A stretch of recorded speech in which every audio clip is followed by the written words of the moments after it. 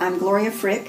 I'm also known as the Dragon Lady, and I'm the designer of the huge sand sculpture that was created in Port O'Connor for Warriors Weekend. It was 130 tons of sand, and that was 5 18-wheelers full of sand, dumped in the front lawn of the community center in Port O'Connor.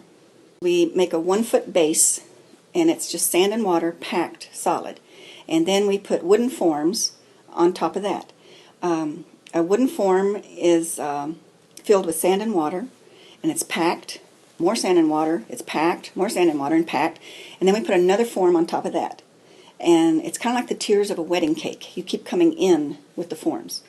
And this year we went 6 forms high, 6 tiers high. Each tier is 2 feet tall. Our sand sculpture ended up being 15 feet tall. A lot of people think that there's wood in the sculpture, that we remove all the wood.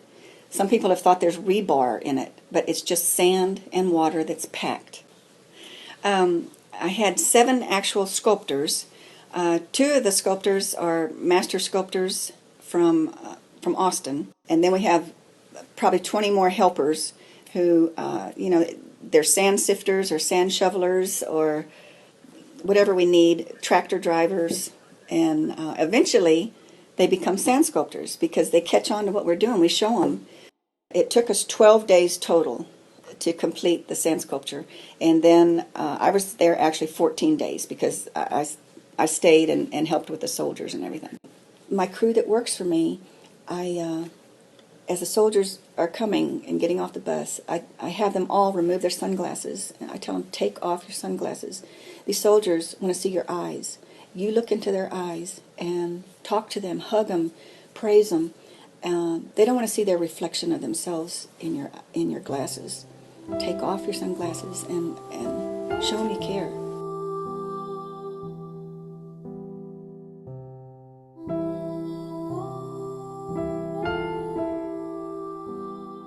We asked them, could we put your name on our wall of hope? It would be our honor to have your name on the wall. And they'll say, well, okay. So we write their name on an index card, and we put their rank, first initial and last name. We take it over to someone who is a wall writer, and they greet the soldier and hug him and say, sure, I'll get right on it. So she writes his name on there, and then she calls it out, Sergeant R. Smith. And we all holler and clap, and they love it. This year, we had a lot of soldiers ask us if they could have their buddy's name written on the wall next to theirs, and their buddy died in their arms. And how can you tell them no?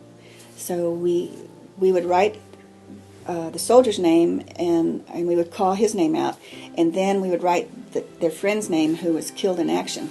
After his name, we would write KIA, killed in action. And then we would ask, do you want us to call your buddy's name out, or do you want it silent? Most of the time they said silent, but every now and then they'd say, yeah, call his name out, he'd like that. And then we'd hug them and say, I'm so sorry you lost your friend. And I would cry, they would cry. It was just, it's so touching. It's the most patriotic event I have ever witnessed.